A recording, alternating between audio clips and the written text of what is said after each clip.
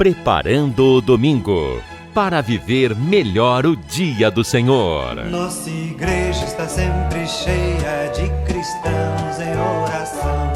Hoje é domingo, dia do Senhor. Vejam como reza o meu povo santo. O amor está voltando à nova geração. Nosso povo está rezando de mãos dadas como irmãos. Bem-vindo a mais um programa Preparando o Domingo. Eu sou o Padre Carlos André e hoje vamos refletir as leituras do 22º domingo do Tempo Comum. Nas leituras de hoje, nós teremos a ocasião de refletir o texto que começa o livro do Deuteronômio, o anúncio da lei que Deus deu a Moisés e que o povo recebeu como regra de vida, para manter-se fiel a uma aliança de amor que os resgatou do Egito.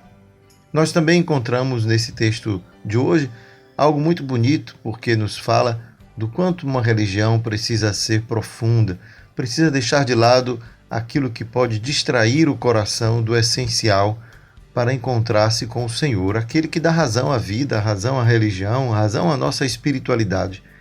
Portanto, temos um grande assunto para refletir hoje, para colocarmos-nos diante de Deus e pedir a Ele a sua luz, a sua inspiração. Por isso que agora vamos então invocar o Espírito Santo, convocando a presença de Deus em nosso coração para escutar bem a palavra que é a palavra de Deus para nós.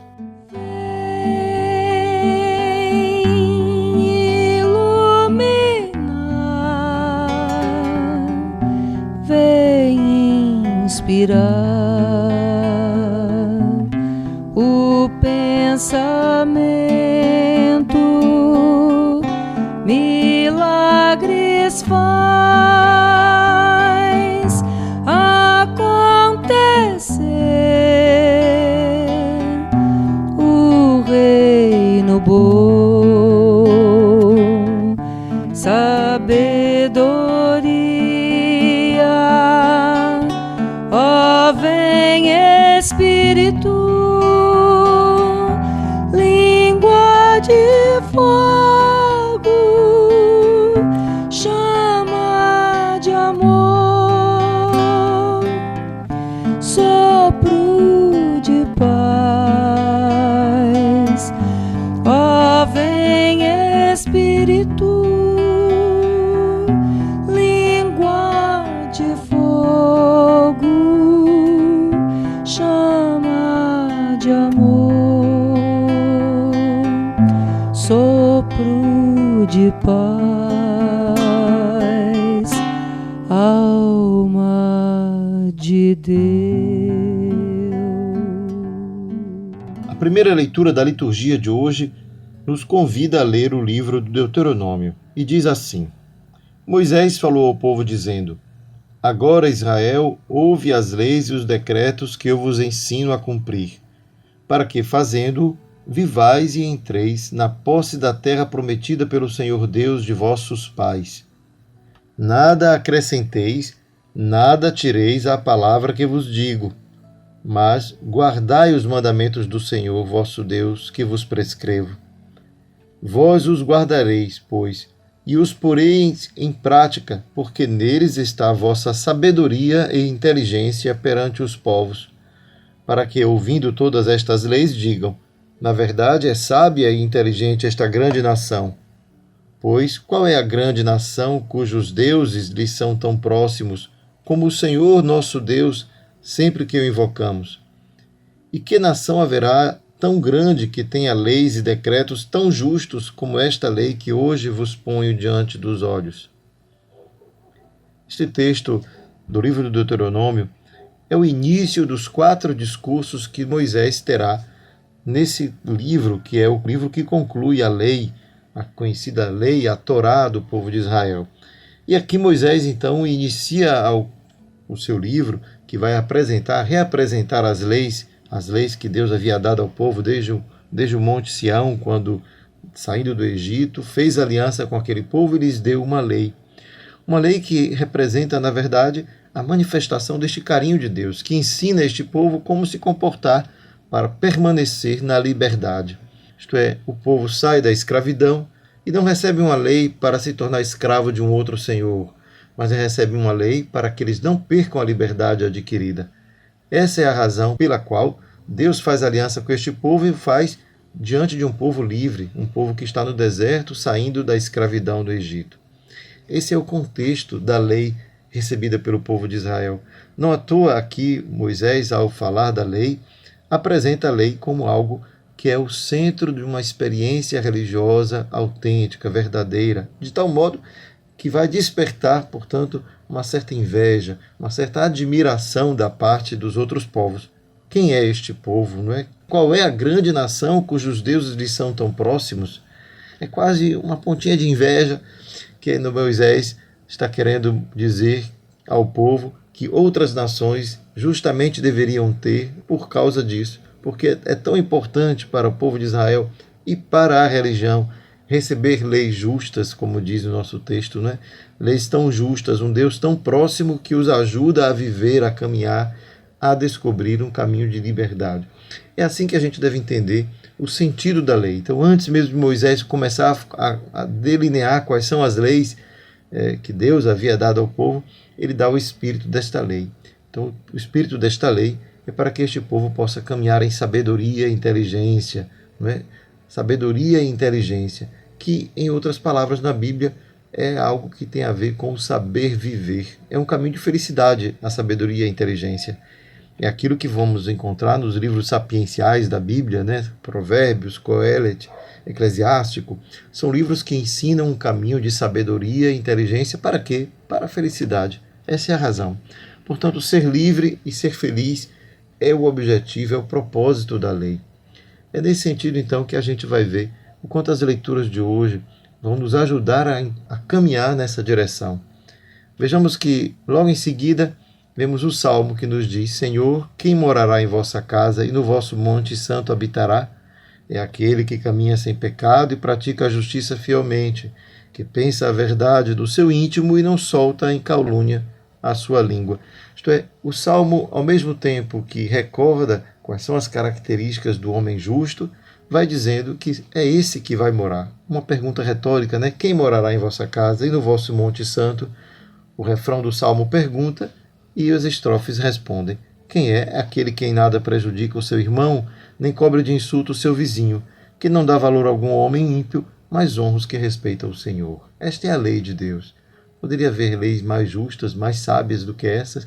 É o que o nosso texto do Deuteronômio pergunta, porque de fato a lei nos leva a criar um ambiente de liberdade e de felicidade, justamente porque permite na liberdade que cada um possa desabrochar naquilo que tem de melhor e não ficar apegado ou voltar à escravidão.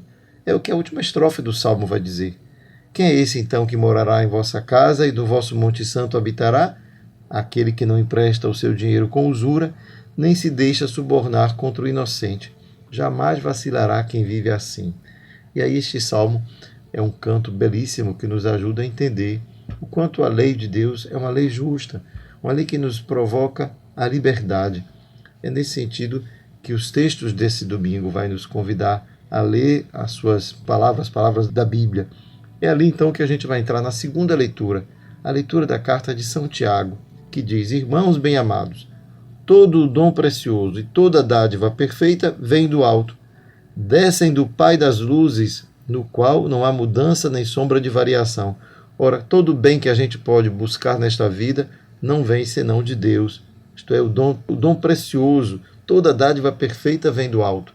O resto é tudo passageiro.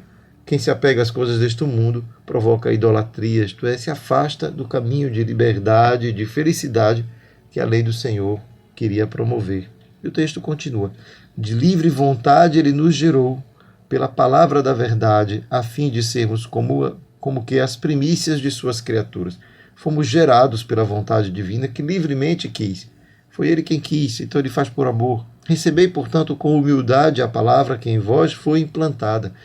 E ele bota essa palavra com P maiúsculo para dizer: é Jesus a palavra, né? Essa palavra que em vós foi implantada e que é capaz de salvar as vossas almas.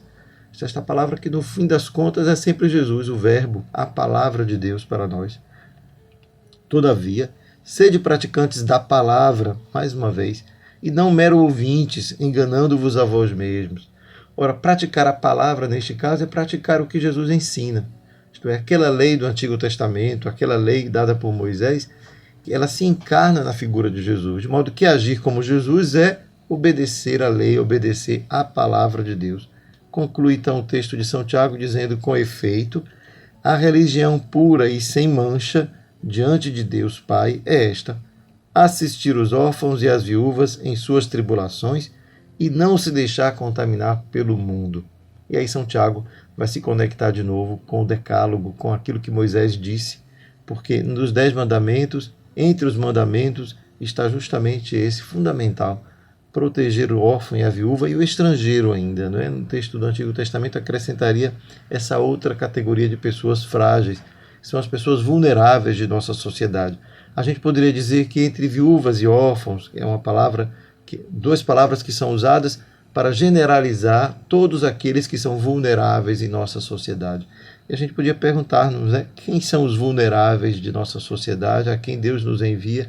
Deus nos convida a realizar a sua vontade, fazendo com que esses não sejam abandonados. Proteger, assistir os órfãos e as viúvas, assistir todos os que são vulneráveis de nossa sociedade em suas tribulações e não se deixar contaminar pelo mundo. O que é o mundo?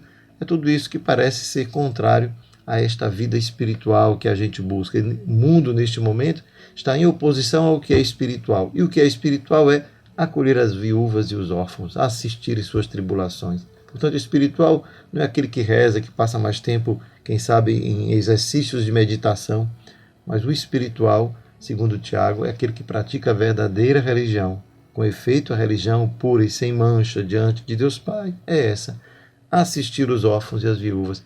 Que bonito, porque faz a gente ter uma nova visão da religião e perceber o quanto é importante que a gente não fique na periferia, que a gente vá ao centro, vá ao que é importante. Toda a lei de Deus se resumiria no amar ao próximo como a nós mesmos, isto é, ver o próximo, um outro eu que está ali esperando também para ser amado. Eu amo a mim mesmo no próximo. Não vamos cair na armadilha de acreditar que para amar o próximo eu tenho que amar a mim. Não é verdade isso. Eu amo a mim no próximo, porque este próximo é um outro eu. Ele é como eu, também filho de Deus. Então, se eu quero manifestar o amor que eu sinto por mim mesmo, veja-se no próximo.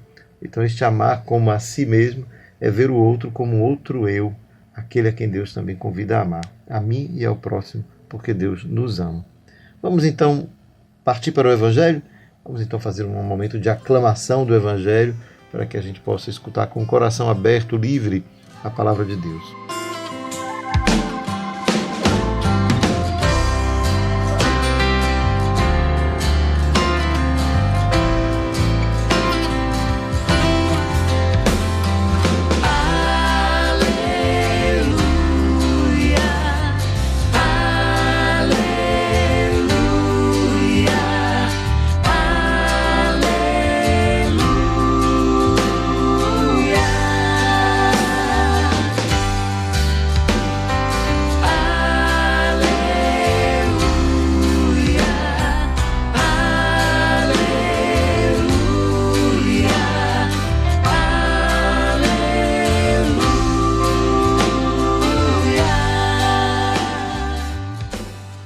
Anúncio do Evangelho de Jesus Cristo, segundo Marcos.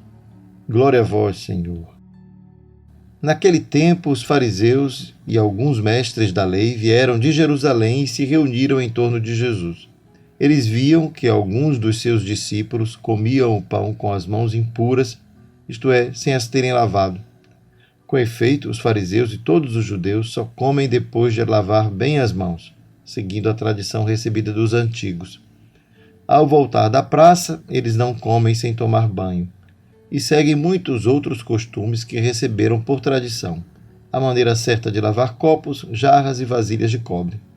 Os fariseus e os mestres da lei perguntaram então a Jesus: por que os teus discípulos não seguem a tradição dos antigos, mas comem o pão sem lavar as mãos? Jesus respondeu: bem profetizou Isaías a vosso respeito, hipócritas, como está escrito: este povo me honra com os lábios, mas seu coração está longe de mim. De nada adianta o culto que me prestam, pois as doutrinas que ensinam são preceitos humanos. Vós abandonais o mandamento de Deus para seguir a tradição dos homens. Em seguida, Jesus chamou a multidão para perto de si e disse: Escutai todos e compreendei. O que torna impuro o homem não é o que entra nele vindo de fora, mas o que sai do seu interior. Pois é de dentro do coração humano que saem as más intenções, imoralidades, roubos, assassínios, adultérios, ambições desmedidas, maldades, fraudes, devassidão, inveja, calúnia, orgulho, falta de juízo. Todas estas coisas más saem de dentro e são elas que tornam impuro o homem. Palavra da salvação. Glória a vós, Senhor. Assim como na leitura do Deuteronômio e da carta de São Tiago, vemos aqui também no Evangelho uma ênfase forte naquilo que é a verdadeira religião. Isto é, aquilo que nos leva a praticar os atos de fé, de religião que nós conhecemos. As leis, tanto elas como leis morais, como também aquelas leis rituais, as leis do culto, né? Pode fazer aquilo, não pode fazer aquilo outro, devemos guardar tal dia de jejum, tal dia de atenção à festa de tal santo, e essas tradições que são úteis porque nos levam a recordarmos-nos de Deus, a recordarmos-nos do nosso compromisso de servir ao próximo, e é nesse sentido que todas essas práticas religiosas devem ser vividas como um estímulo à nossa espiritualidade, um estímulo ao nosso encontro com Deus, um estímulo ao nosso desejo de estar próximo dele. A religião busca isso, aproximar a humanidade de Deus. Enquanto ela é útil para aproximar a humanidade do Senhor, de Deus, ela estará cumprindo o seu papel. Quando a religião para nós se torna pedra de tropeço na vida do irmão, seria melhor fazer aquilo que Jesus havia dito em outra passagem, não é? Colocar uma pedra de moinho no pescoço e jogar no rio, porque a gente está sendo pedra de tropeço, a gente nem entra no céu nem deixa outros entrarem. Mas é claro que o Evangelho de hoje não fala disso, mas fala de outra maneira. Fala daquilo que pode nos levar a ser esta pedra de tropeço. Isto é, quando nós ficamos apegados às coisas da religião, mas não ficamos apegados àquele que é a razão da nossa religião, aquele que nos deu a religião, aquele que nos deu a oportunidade de, através dos nossos rituais, das nossas tradições, experimentarmos emocionalmente, fisicamente até tantas vezes, intelectualmente, de todas as maneiras, porque somos envolvidos, não é? Quando nós nos envolvemos de fato com a religião, somos envolvidos por inteiro. É a vida inteira que deve ser envolvida pela esperança que a religião nos oferece. Nessa hora vira espiritualidade. A religião vira vida, vida vivida, acompanhada no dia a dia e marcada pelo desejo de fazer as palavras de Deus estarem vivas em nosso dia a dia. É aquela velha história da fé e da vida. Quando a fé não vira a prática concreta, a atitude, ela é uma coisa morta, que está ali, quem sabe, somente sendo útil em algum momento da nossa vida, mas não será capaz de nos transformar. Isto é fé quando é conversão. Quando a fé não é conversão, ela é qualquer outra coisa, menos religião, menos espiritualidade, para dizer de outra forma. É por isso, então, que a gente vai ver que o final do Evangelho de hoje tem uma lista enorme, não é? Se a gente quiser realmente elencar, é uma lista de pecados que a gente pode bem imaginar que seriam bem conhecidos da época de Jesus e que aqui é repetido como modo de fazermos recordar que a prática do Evangelho não é muito diferente da prática moral que todos nós somos convidados, muitas vezes até pela compreensão natural da vida. Afinal, quem teria algo a dizer contra a necessidade de buscarmos fugir das maldades, como diz o texto, de não cometer assassinato, de não roubar, de não cometer ambições desmedidas que prejudicam o irmão.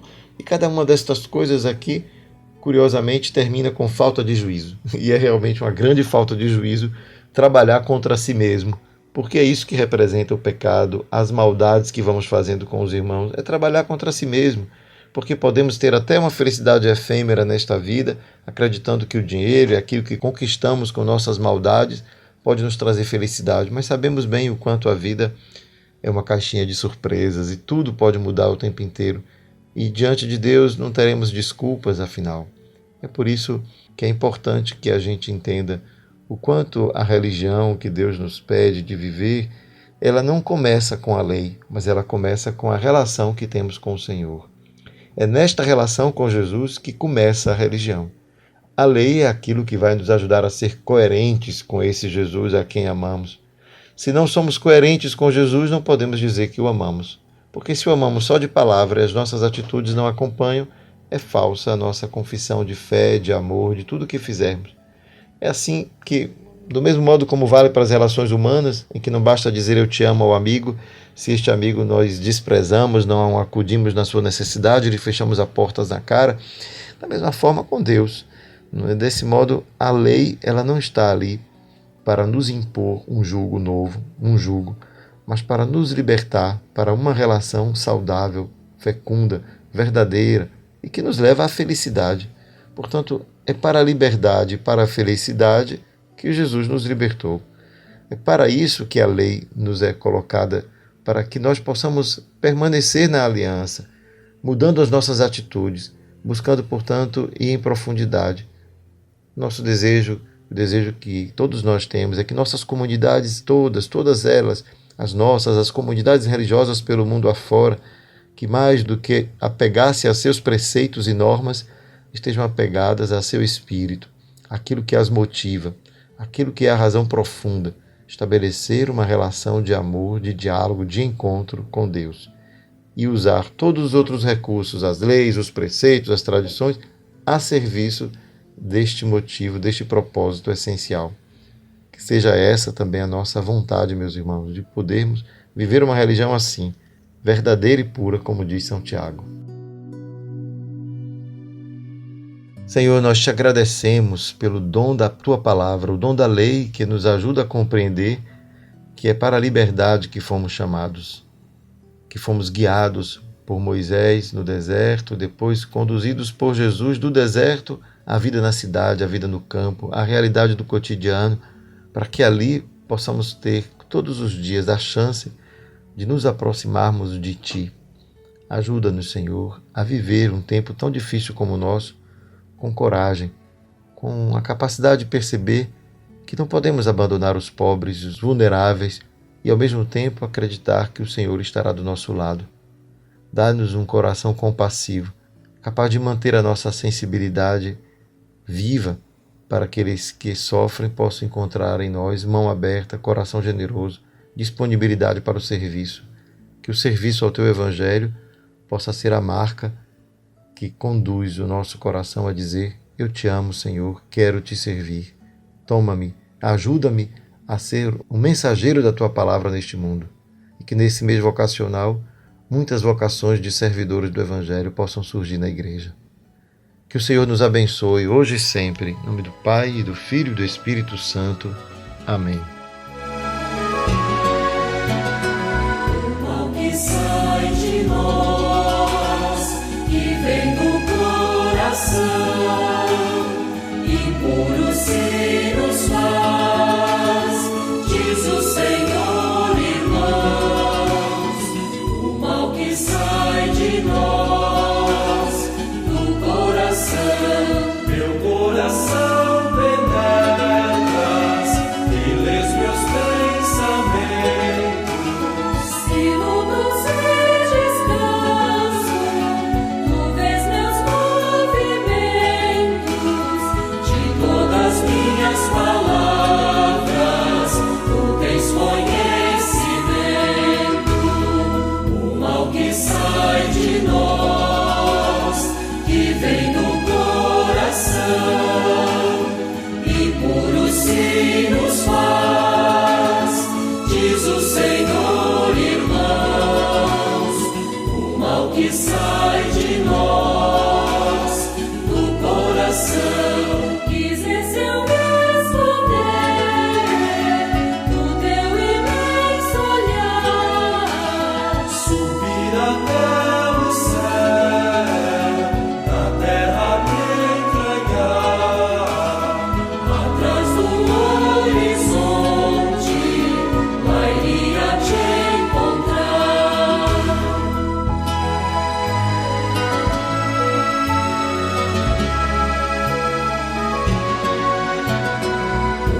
que sai de nós e vem do coração, impuro se nos faz, diz o Senhor, irmãos.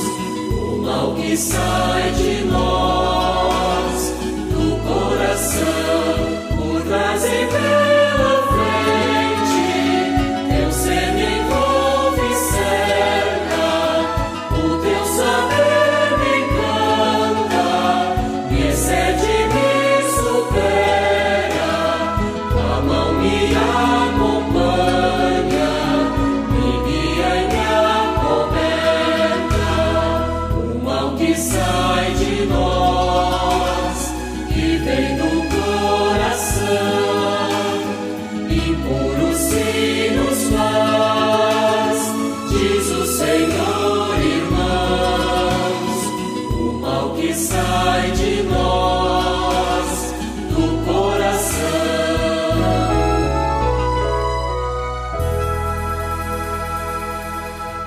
Preparando o domingo para viver melhor o dia do Senhor.